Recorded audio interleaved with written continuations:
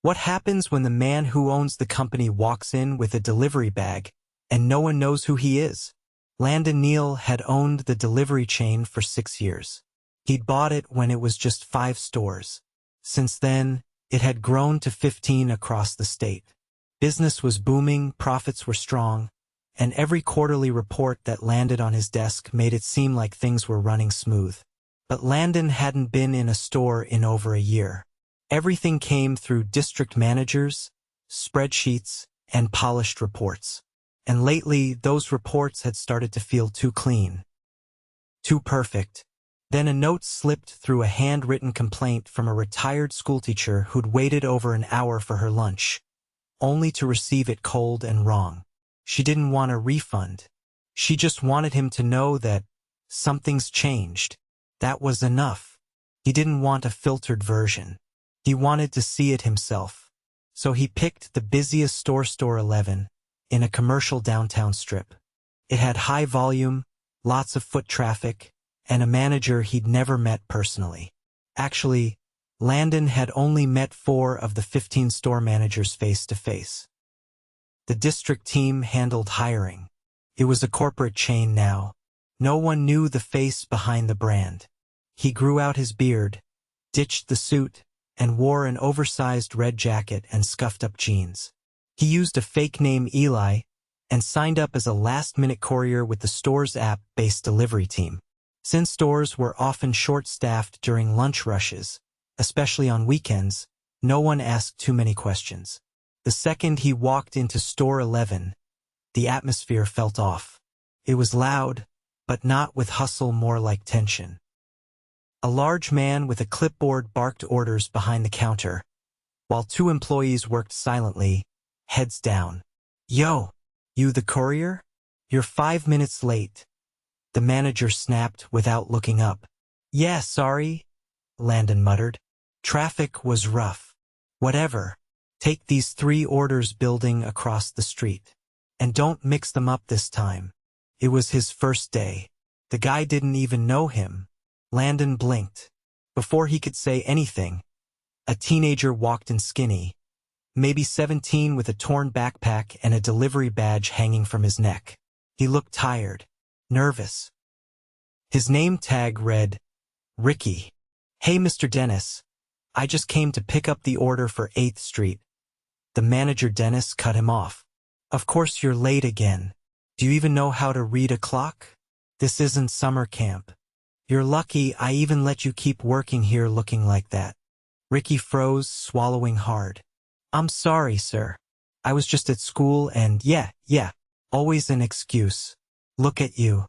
You show up in those busted shoes, stinking like sweat, and think you deserve tips like the others? You want a paycheck, you earn it." Landon stopped breathing. The lunch bag in his hand stayed frozen mid-air. Dennis kept going. "You think customers want you showing up at their office? You look like you just crawled out of a dumpster." Ricky's hands were shaking. He didn't say anything. Landon finally spoke, voice low. "Hey, that's enough, man." Dennis turned. "Excuse me? You don't talk to people like that, especially not a kid trying to work." Dennis scoffed. "He's lucky I don't report him for stealing gas money. You don't know how many of these kids lie. They're all lazy." Ricky turned around and walked out. Quiet. No lunch bag in hand. Just gone. Landon stared after him, heart pounding. He wanted to throw the delivery bag on the floor and tell Dennis exactly who he was. But not yet. There was more he needed to see. He took the orders and walked out. Across the next hour, he delivered 3 sets of lunches. One customer told him their food always arrived cold lately. Another asked if they had a new manager. The old one was friendly. This guy's different. Back at the store, Dennis was chewing out a young woman for stacking the boxes wrong. She looked like she was about to cry. Landon slipped into the back room, pretending to look for the restroom. He found a small break area cramped, with one microwave and a dirty couch. A girl sat there, scrolling her phone, headphones in. He waved. She pulled one earbud out. "You knew?" "Yeah." First day. She nodded. You'll hate it here. Why? Dennis. He's always screaming. Even when you do stuff right. I'm saving up to quit. What's your name? Demi. I mostly work weekends. Double shifts sometimes. You like the job? I like the customers. And the tips. But not him. Landon nodded slowly. I hear you. That night, Landon sat in his car for a while before driving home. His stomach was tight. That kid, Ricky. The fear in his eyes. The silence. Landon had built this company to create jobs. To help people earn something decent. Not to tear them down. He wasn't going to let it slide. Tomorrow he was coming in again. Not as a courier. As the owner. The next morning, Landon stood outside store 11 before it opened. His coat was gone. So was the beard. He wore a clean zip-up sweater and dark jeans, the kind of outfit that wouldn't raise eyebrows but still carried quiet authority. He didn't carry a clipboard. He didn't need one. He waited until the metal shutters creaked upward. Inside, the fluorescent lights buzzed to life, casting a pale glow on the prep counters and fryer stations. A woman in her late 20s walked in through the back, tying her apron as she went. Landon recognized her from the day before the one Dennis had scolded over boxes. He stepped inside and nodded as she clocked in. You early for a reason? She asked, not unkindly, just cautious. I'm here to speak with Dennis, Landon said. Is he around? He usually shows up a few minutes before opening. Why? I'll explain when he gets here. She gave a small nod and headed toward the kitchen. Landon stayed at the counter, scanning the store. It was cleaner than yesterday, but barely. The tile floor looked like it hadn't been mopped in days.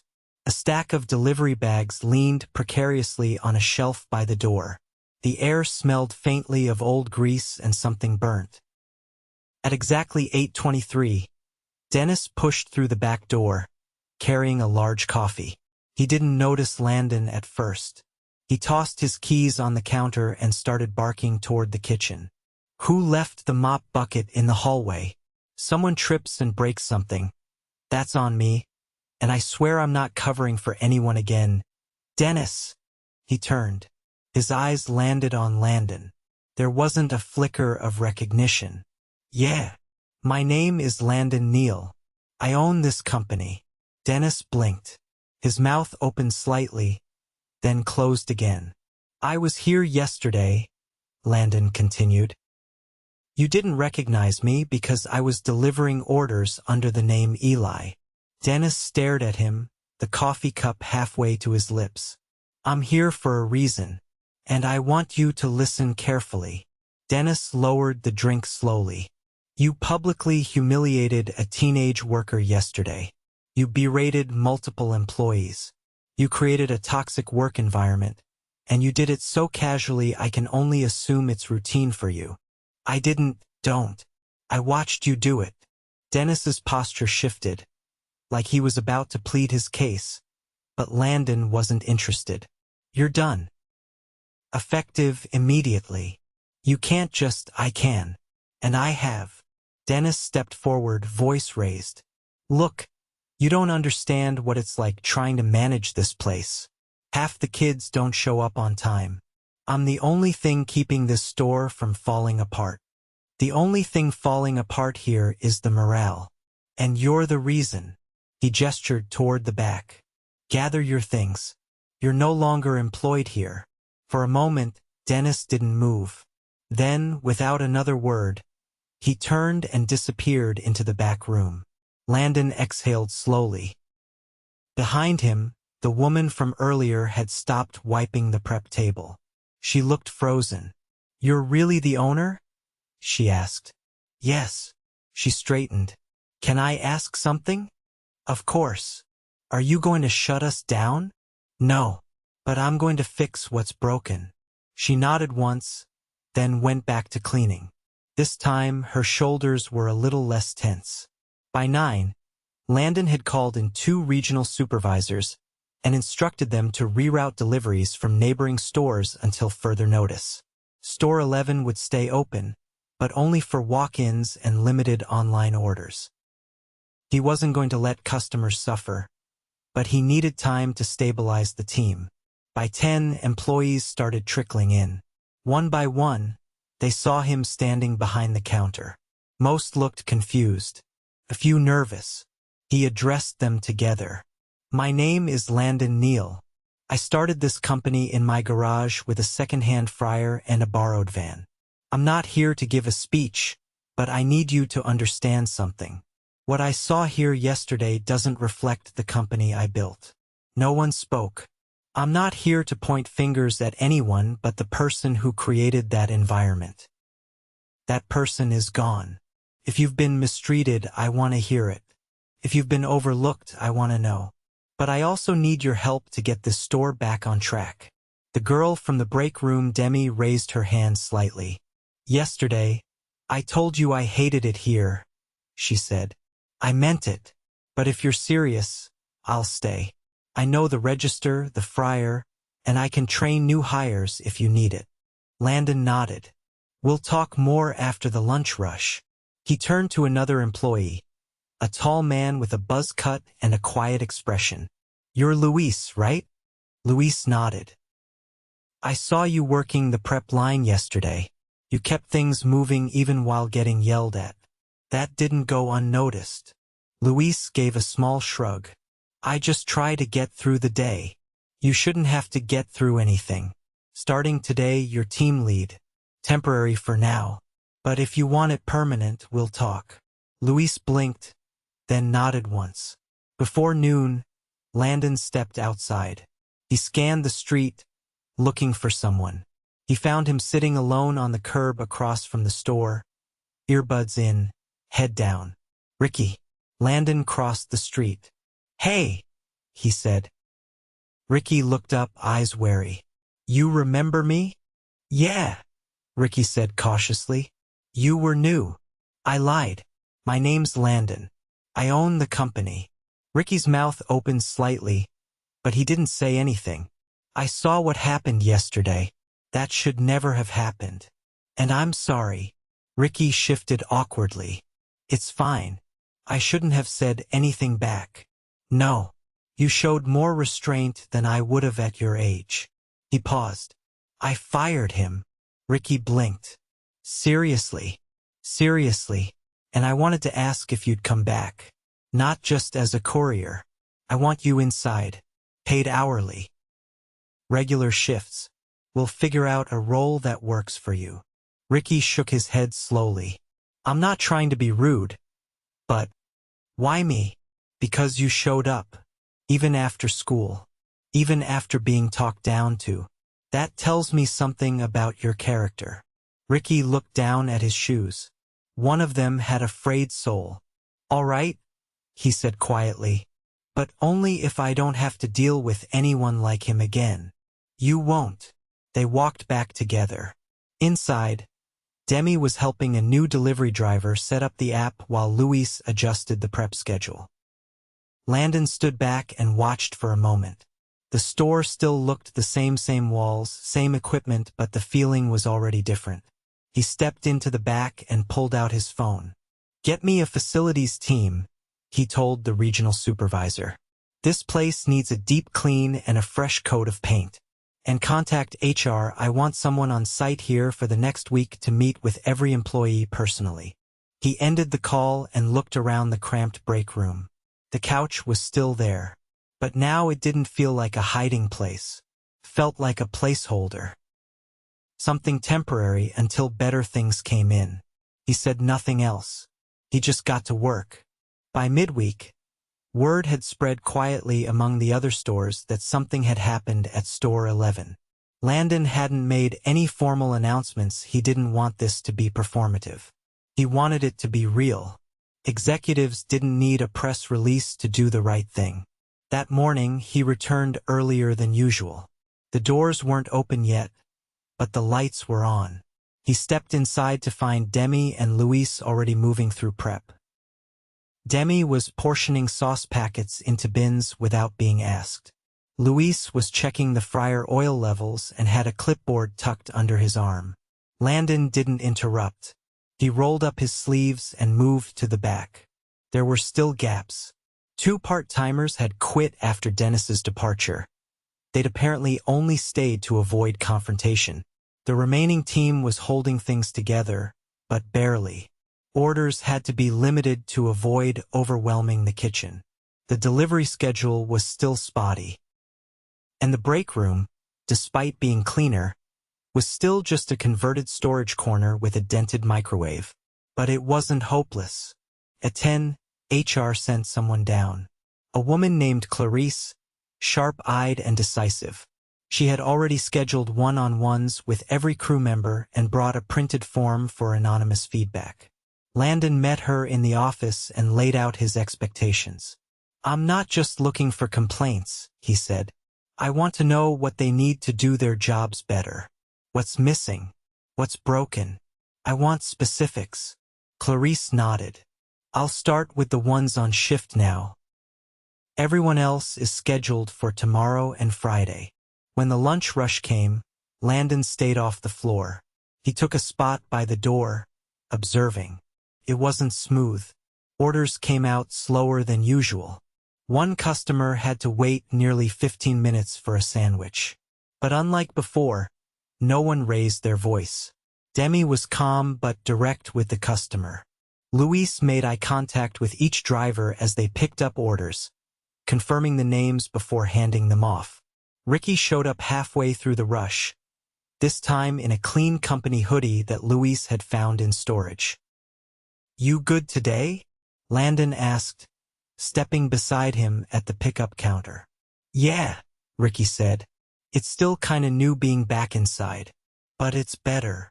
"You fitting in with the team?" "Demi showed me how to do the register when it's slow. Said I could try it on Thursday." Landon nodded once. "If you ever feel like something's off, I want you to speak up. No chain of command nonsense. Just say it." Ricky hesitated, then gave a quiet, "Okay." At 2, as the store settled into its post-lunch lull, Clarice stepped into the office with a folder in hand. She waited until the door was closed before speaking. "There's something you should see." Landon took the folder and flipped through the top page. It was a feedback form from a crew member named Taylor, who worked night shifts. He hadn't met her yet. "She mentioned something about another manager," Clarice said. "Not Dennis. Someone named Jared.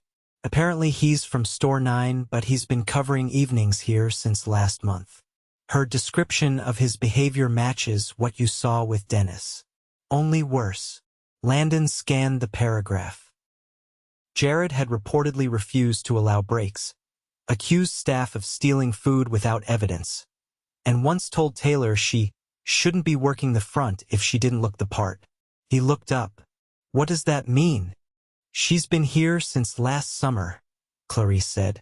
"From what I can tell, she wears a headscarf. He told her to stay in the back because customers might not like it." Landon stood immediately. "Is he scheduled today?" 4 o'clock. "I'll be here." At 3:57, Jared walked in through the back entrance, phone in hand and earbuds in. He didn't notice Landon until he stepped into the kitchen, still scrolling through his music. "Jared," Landon said. The man looked up, his casual smirk vanishing as he saw who was speaking. "Yeah, I'm Landon Neill. I own the company." There was a beat of silence. Then Jared straightened slightly. "Oh, didn't expect you to be here." "I'm sure you didn't. I've just reviewed a written statement from one of the staff, along with corroborating comments from others. You've made discriminatory remarks regarding an employee's appearance, denied legally required breaks, and created a hostile environment while covering here." Jared shrugged, too casual. "I'm just filling in. I run things tight. These kids need discipline." "You're done," Landon said. "You're no longer employed here or at any location. Effective immediately." Jared's mouth opened, but Landon raised a hand. I'm not interested in excuses or interpretations. You're finished. Leave your badge and company phone on the table before you walk out. Jared dropped both items on the prep counter and walked out without another word. Landon waited for the door to shut before turning to Clarice. Reach out to Taylor. Let her know personally that he's gone. And I want a full review of any other stores where he's filled in this quarter. Already on it, Clarice said, walking out. Landon stepped onto the floor, where Demi and Luis were resetting the prep line. He caught Luis's eye. We're short again, Luis said, wiping his hands. I can cover tonight, but I'll need someone to jump in for the dish station. I'll take it, Landon said. Luis blinked. You sure? I'm not asking anyone to do something I won't do. Demi handed him an apron. You know the 3-step rinse? I'll learn.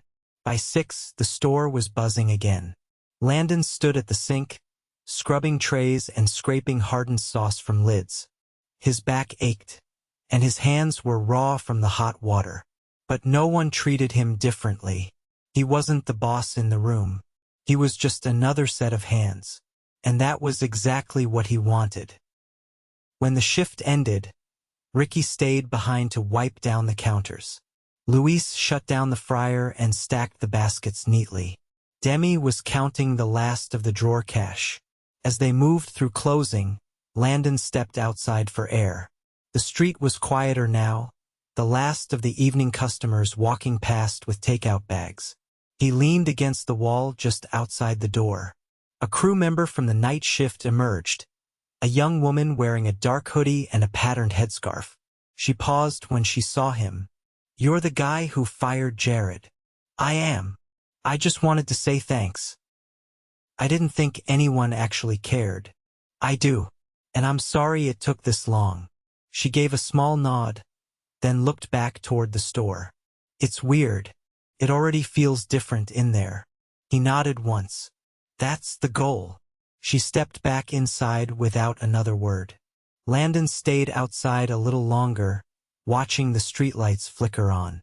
Tomorrow wouldn't be perfect. They were still short-staffed.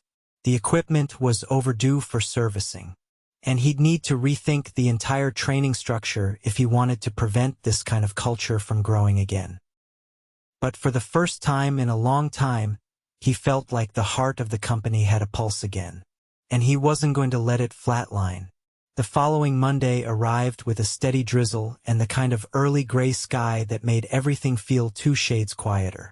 Landon stood in front of store 11 again, coffee in hand, watching employees trickle in with their hoods up and sleeves rolled.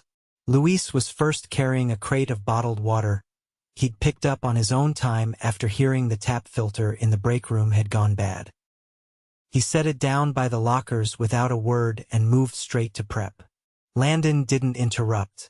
He was watching for something else. Or someone. At 8:45, Ricky appeared, wearing a clean windbreaker and carrying a spiral notebook under one arm. He spotted Landon immediately and walked up with a short nod. You ready? Landon asked. Yeah. Demi said she'd show me how to do the drawer count if it's not too slammed. She will. Just keep watching how she handles customers. You're good with people, you'll pick it up fast. Ricky hesitated, then held out the notebook. I started writing stuff down, like things I notice that slow us down, like how the sticker printer jams when it gets hot, and how the app sometimes double books pickups. Landon took the notebook and flipped through a few pages. Each entry was short, dated, and neatly written simplified observations, but practical. No complaints, just problems and possible fixes. You mind if I share this with the tech team? Ricky shrugged. Go ahead. I just figured someone should say something. Landon handed the notebook back. Keep doing this. It'll go further than you think. He stepped inside behind Ricky. The morning setup was already in motion. Demi was checking stock levels with the supplier over the phone. A new part-time hire, Jasmine, was learning the scheduling software from Luis. Luis was patient, but direct, pointing out where to watch for overlapping shifts and undercuts during peak hours. The momentum was real but fragile. Landon knew it would take more than removing toxic leadership to repair the damage. Culture wasn't something you fixed with a speech. It had to be built, reinforced, and protected. At 10 sharp, Clarice returned with a slim tablet and a clipboard. She met Landon by the back hallway. "Everyone's been interviewed," she said. 3 employees asked to transfer out quietly. 2 are staying, but requested fewer hours until they feel more stable. 1 asked for a break from customer-facing roles.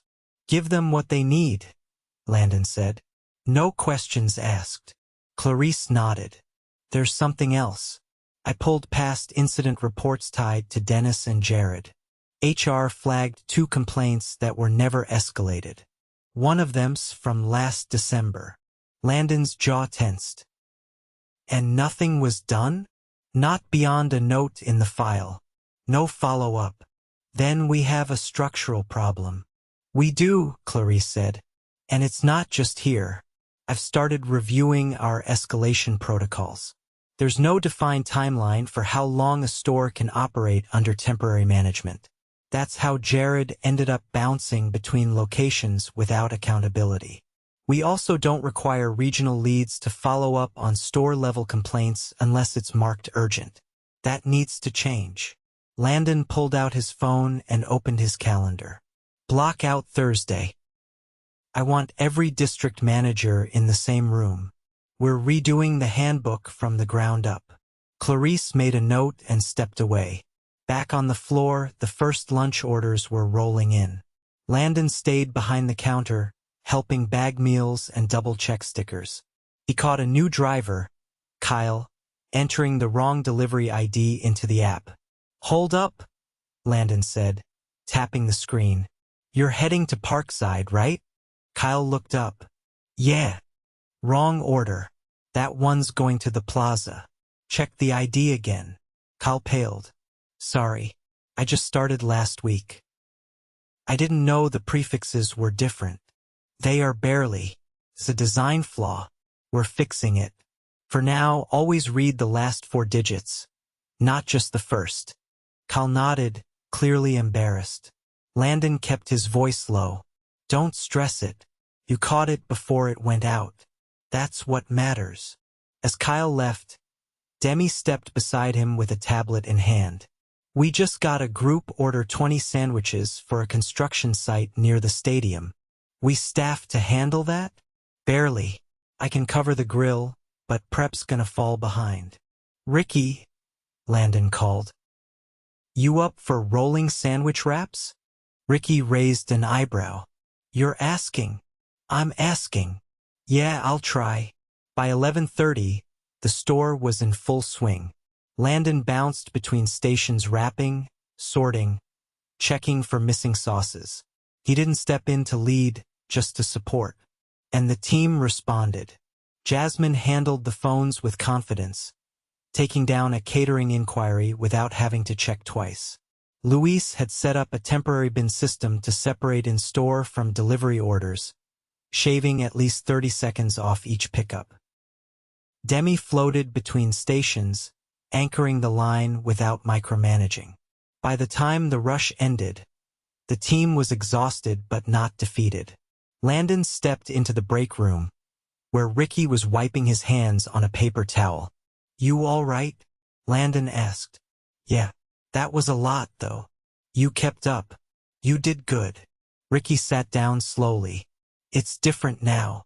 "How so?" "Before, it felt like we were trying not to get yelled at. Now it's just about getting through the shift." "That's better." Landon sat across from him. "It'll get better than that, too."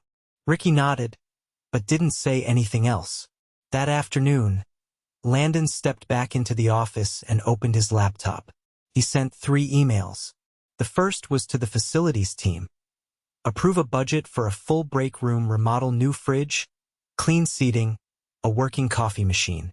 Employees didn't need luxury, but they deserved decency. The second was to the tech lead. Prioritize back-end fixes to the delivery labeling system. Include Ricky's notes. The third was to the entire district team. Effective immediately, all complaints flagged at the store level required a follow-up within 48 hours documented, reviewed, and signed off. No exceptions. At 4:15, Clarice returned with one final update. Talked to Taylor again. She's agreed to stay. Said she wants to train new hires eventually, but only if she can work front counter again. She can. Her condition is that we don't use it as a photo op. No messaging. No internal emails. She doesn't want to be anyone's symbol. She won't be. Clarice nodded once. Then we're clean here. For now. Landon stood and looked out the window. The rain had stopped. The sidewalk was drying in patches, but the sky still hung heavy and soft. He watched Demi coaching Jasmine through drawer reconciliation. Luis was in the back, checking off a delivery manifest. Kyle was wiping down the front counter. Ricky was helping seal labels on tomorrow's catering packs. It still wasn't perfect, but it was honest.